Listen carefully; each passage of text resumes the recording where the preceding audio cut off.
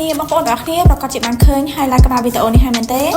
ហើយស៊ីងជឿថាបងប្អូនមួយចំនួនប្រហែលជាបានស្គាល់និងបងប្អូនមួយចំនួនទៀតប្រហែលជាមិនបានស្គាល់ប៉ាន់នេះនោះទេ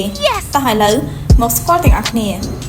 នេះគឺជាប៉ាន់ក្រណាត់វាំងននកូរ៉េសាច់កប្បាសកាមញ៉ៃមានសភាពទន់រលាស់ហើយមានពីរស្រទាប់អាចទប់ពន្លឺបានរហូតដល់